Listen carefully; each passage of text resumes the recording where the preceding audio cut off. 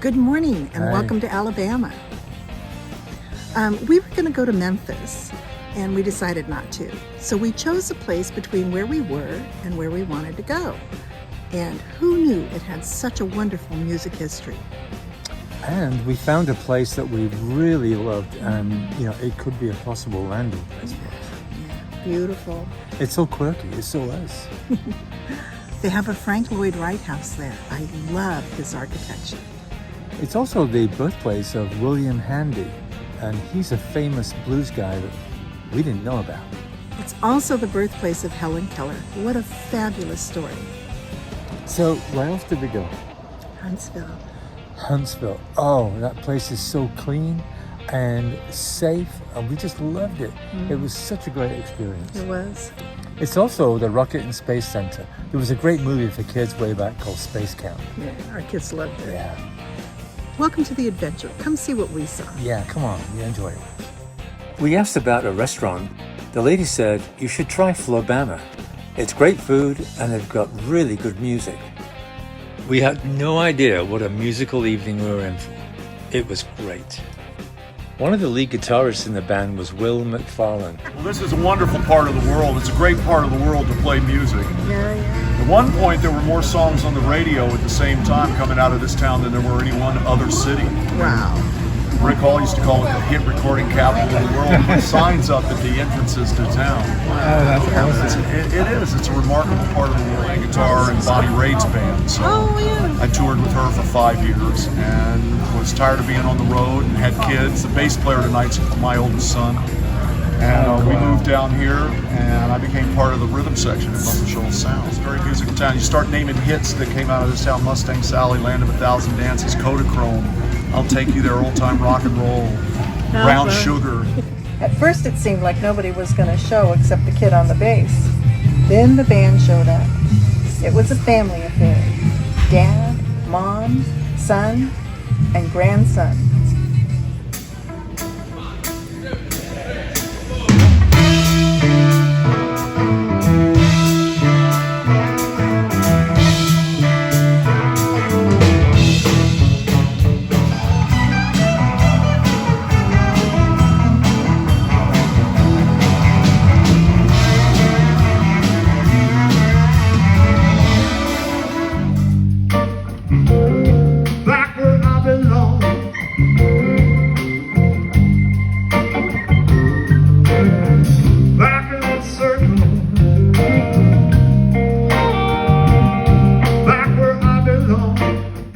Like any musical city, like New Orleans or Nashville, they pulled up people out of the audience, including award-winning spoon player Lisa Atkins.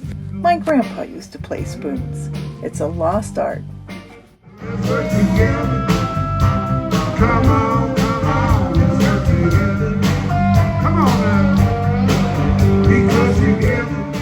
So we had the rainstorm from hell, thunderstorm from hell last night. It was great. It was great. It was scary. We got no sleep. We found this jewel in Tuscumbia, and we have to go. So we might be in thunderstorms today. It's going to be great, though. Stay with us. We're going to Mussel Shoals. Yeah. We took a tour that covered many stories about the hopeful that came to record and became stars. Rick Hall did a recording of a hospital orderly who sang his heart out about love. Percy Sledge's When a Man Loves a Woman was a hit. The opening of this song was played on this keyboard.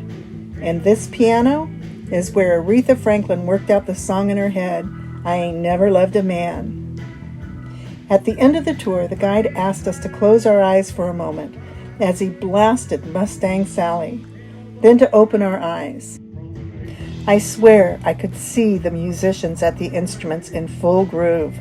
It was magical. They still record here. You can see music on the stands from the last musicians playing. Frank Lloyd Wright was an iconic architect from the early 1900s. He used materials from the area, and always natural wood, not painted. His houses were big and his clients were wealthy.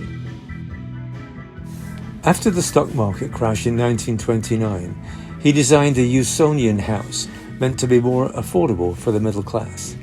The Rosenbaum house is an example of this style of home. Everything in this house was built on a 2x4 grid, which made extensions easy and doorways hard. Whenever people used to complain about his narrow doors, he'd say, "Hey, can you get through the door of a train?" They were also 2 feet wide.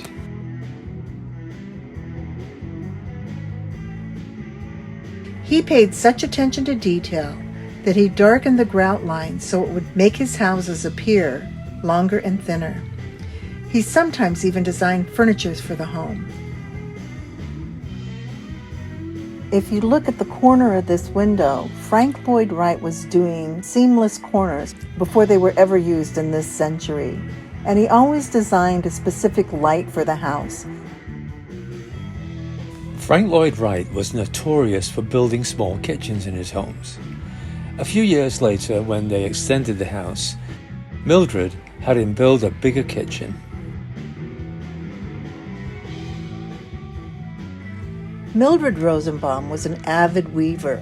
They still have her loom in the house and examples of her weaving.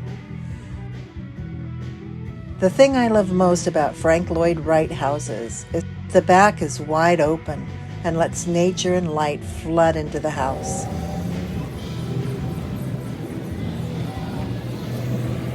When we were at Florence, we saw Big Bad Breakfast next door. We decided to go there the next morning for breakfast, and it was the baddest. The place had such charm. The meal was delicious, and the employees were fun. Okay, so ham powder is basically just meat turned into a seasoning, where they just take some ham, dry it out, pulverize it into powder to make it a little crumbly on top. William Christopher Handy was born in Florence, Alabama, and raised in a log cabin. He became an educated man who took the songs of the field workers and turned them into sheet music so that other musicians could play the local music. Thus, the blues were born. In 1958, Nat King Cole played Handy in the St. Louis Blues. The blues and jazz are today played all over the world, but they were born right here in America. This is a Deegan organ chime. It's only one of 5 left of this size. If you'd like to hear it being played, we've put a link in our comments of someone playing a much smaller version. The next stop in our tour today is Mussel, Shoals, easy for you to say, sound studio. Leon Russell began calling Fame rhythm section the Swampers, but it didn't really take until Lynyrd Skynyrd called them out in their song Sweet Home Alabama. In time, the Swampers left Fame and started their own recording studios called Mussel Shoals Sound. These recording studios weren't fancy, they were very basic, but the sounds that they produced are often called magical. In 2013, a YouTube documentary named Mussel Shoals goes into depth into the musical phenomenon started by Rick Hall. Keith Richards of the Rolling Stones is said to have finished writing Wild Horses in this bathroom. Helen Keller was born in 1880 in Tuscumbia, Alabama. She lost her sight and hearing after a bout of illness at the age of 19 months old and became a wild child. She was lucky enough to find Anne Sullivan, who came as a teacher and shared her room with her. She famously taught her how to control herself and how to use Braille and sign language. This is a famous pump where she learned the word water. Her story is amazing. A movie was made about her life starring an up-and-coming actress named Patty Duke. It's well worth the watch. Each year, the Helen Keller Foundation put on the Miracle Worker play on the grounds of her childhood home. We really loved Florence and could have stayed there longer, but our next stop was waiting for us, Huntsville, Alabama. Huntsville is home to Earth's largest space museum. The U.S. Space and Rocket Center houses exhibits and spacecraft from NASA's space exploration beginnings. This place was so much fun. We even got to ride a moon rover.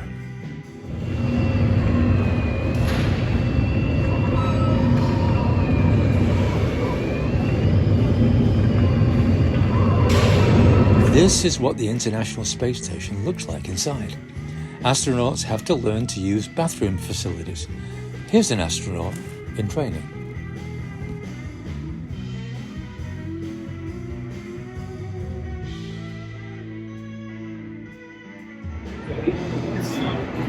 Here's some Space Camp kids getting trained on weightlessness. They do it in an underwater tank.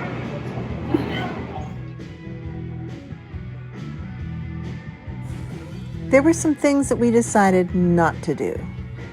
It was a wonderful day.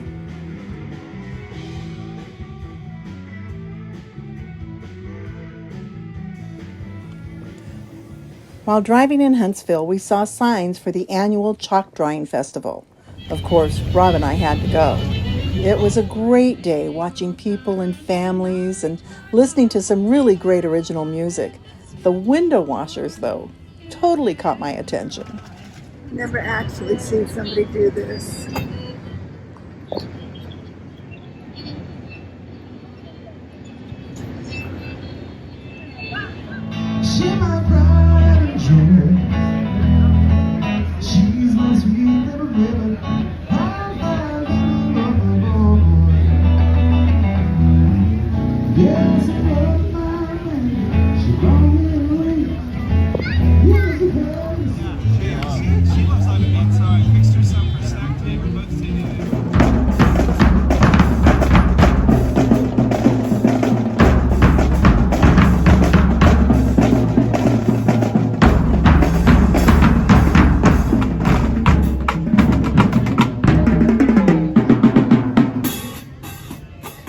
We loved Huntsville. We were so impressed with it.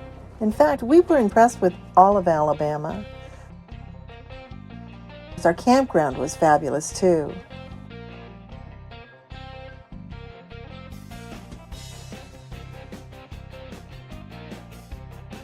And no matter where you are, you're never too far away from nature. Goodbye, Alabama. Hey, thanks for watching. And if you like our videos, please press the subscribe button.